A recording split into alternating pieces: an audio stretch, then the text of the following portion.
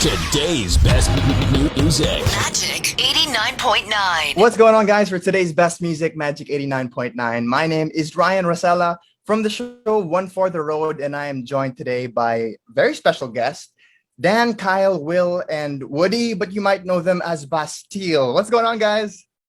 Hey, Ryan, how you doing? I'm doing great. I just want to clarify, is it Woody or Chris? What do you want me to call you? My mother would call me Chris, but everyone else called me Woody. Okay, all right. I was a little scared that only your friends call you Woody, and then I might be like overstepping, but Woody is fine. We're friends, man. We're friends. It's cool. Okay, yeah. We're friends now. So do you ever get Toy Story jokes like howdy partner or no? Yeah. It's been a while, I'll be honest. Nice for a genre. That's good. Yeah, all right. So I'm so excited to have all of you here, all of you together. And we'll talk about your song, Distorted Light Beam, in a little bit. But first, I want to know what's happening with all of you. You know, the world is slowly opening up again, very slowly, but it's happening. So are you guys in the studio, shows, or are you still stuck at home? Like, what's happening? We've finally started meeting up in person recently, and it's been so refreshing. I think, obviously, for everyone, being isolated for like nearly 18 months is pretty strange experience. But I personally hadn't realised quite how much I'd missed these idiots. And unusual, like yourself on the first ever rehearsal, I got there to rehearsal, and then I got, oh my god, I actually quite like them. But yeah, it's just been incredible to just have that sense of normality come back, and it's been nice. Right. Yeah. Getting to rehearsing for the first time in ages, because obviously we've been in a band for like 10 years, so rehearsals don't normally equate with being really excited ever. But suddenly, just being in rehearsal, getting to play music together, getting to just be out of the house and with other people, it feels like such a huge novelty. How about you, man? How's it been? I'm honestly an optimist. So when these things happen, I try to look at what have I done that's good. So for me, it was I was able to focus on making content and making videos. But how about you guys? I want to know, what is one good thing that you think has come out of being like boxed in for the past how many months? I think the way that we've been kind of able to make this album. So the last two albums, not the first, because that was kind of built before we started touring, but the last two albums we kind of have had to have been written and recorded pretty much on the road the entire time, because we've just been touring for 10 years. Right.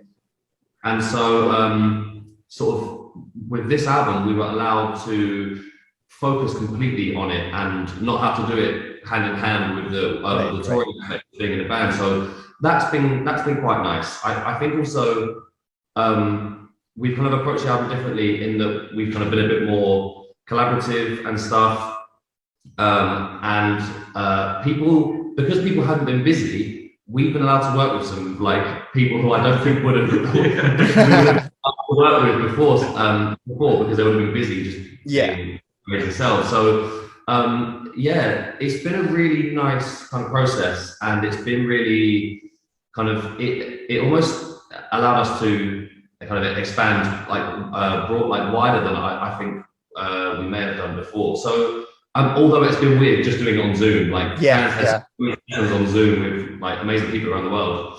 But it's been, so I guess that's one good thing that's kind of come out of it. Yeah, and I just think it's kind of crazy that the album you dropped before quarantine was called Doomsday, right? And then Doomsday kind of happened. I know. I think a lot of our fans are like, can you stop predicting the future, please? Because when you predict, it's really depressing.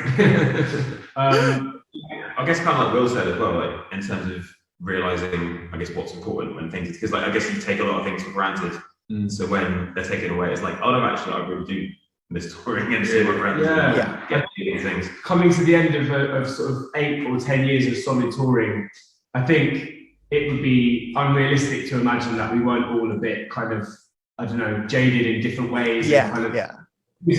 As amazing as it is, and as privileged as we are, and as lucky as we are, I think you do anything that much, and it just can kind of mess with your head a bit. So having this time to stop and really, I guess like they said, learn to really appreciate how lucky we are and you know, have it kind of taken away for a bit.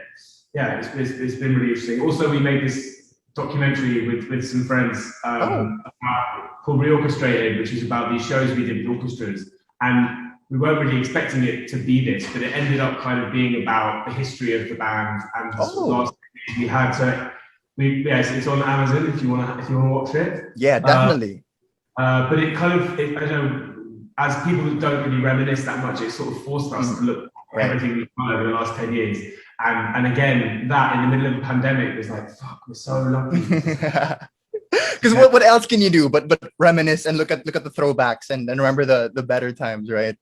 Yeah. But also think, you know, like Carl was saying, we just, there are so many people this last year who've not been able to do their job, and obviously a big part of our job and what we love is playing shows, and that's not hasn't been a thing, but still being able to like make music and have hopefully have a job and a career and still, you know, make these songs that we get to put out and release to people. That's been like such a privilege. So yeah, that's been really great. Awesome. And you guys talked a little bit about your songwriting, but I want to know more about that. So are you the kinds of songwriters who have like hundreds of voice notes in your phones filled with lyrics and chords progressions, or are you the type of songwriters who are like, you know what, we haven't had a song in a while, let's do something, we have to do something, it's our job? Yeah, the first one. Yeah. Okay. Yeah, and you point to him. So I guess you're answering this question. I'm always looking into my phone at weird times, and it kind of comes in waves. Like at the moment, I'm not writing very much. I think because we've just sort of finished the mixing and the mastering of the album and delivered it. Delivered makes it sound like I posted it 3 songs before. But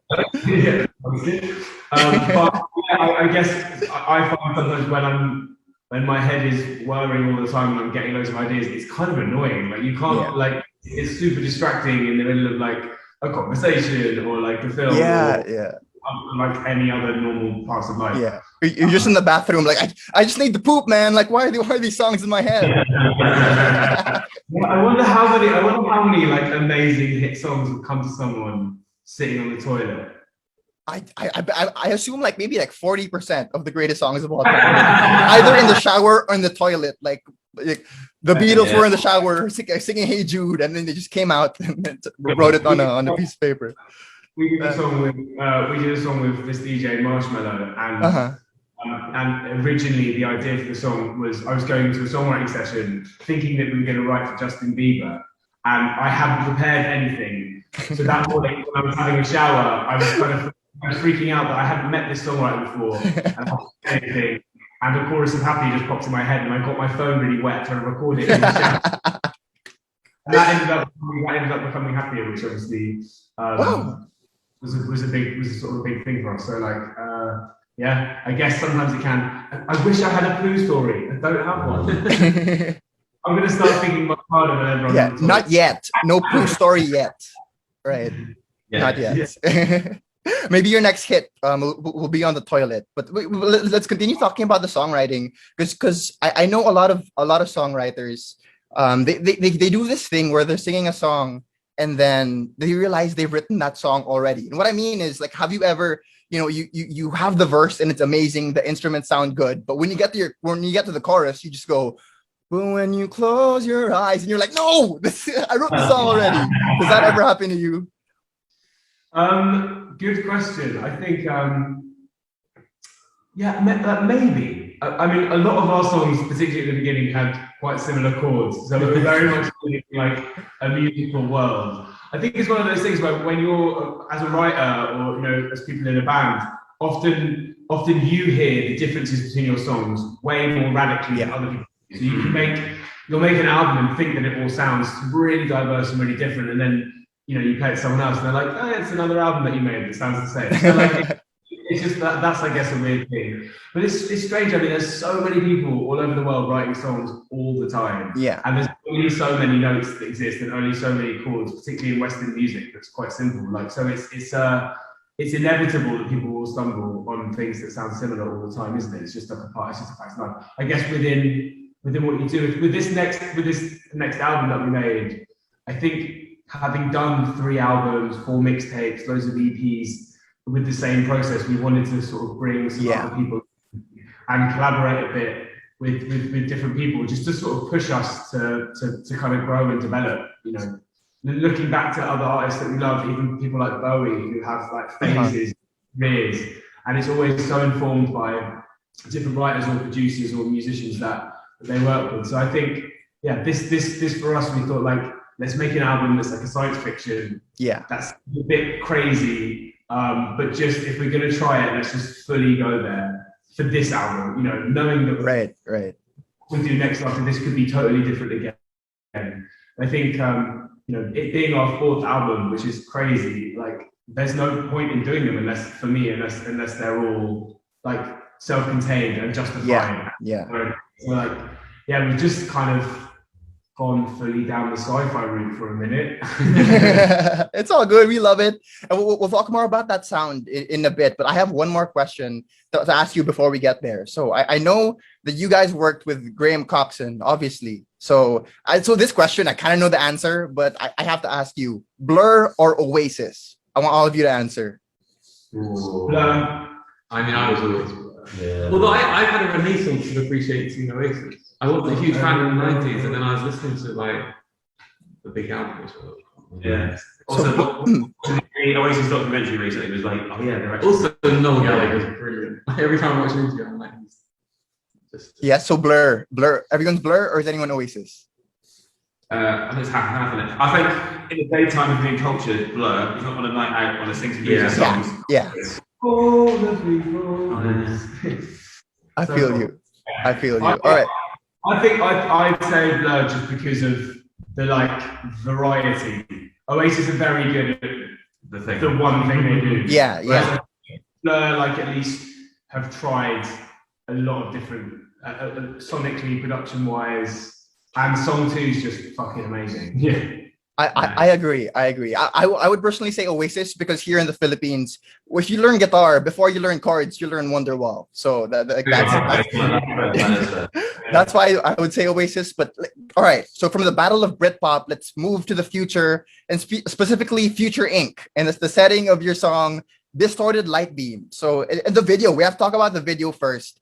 It feels like an episode of Black Mirror, honestly. And the final scene, it feels like the final scene is the scene where the music video happens and the song is playing in the background. So I want to know, did this story come before the song? Because it feels like it happened from an idea, or did the song really come first?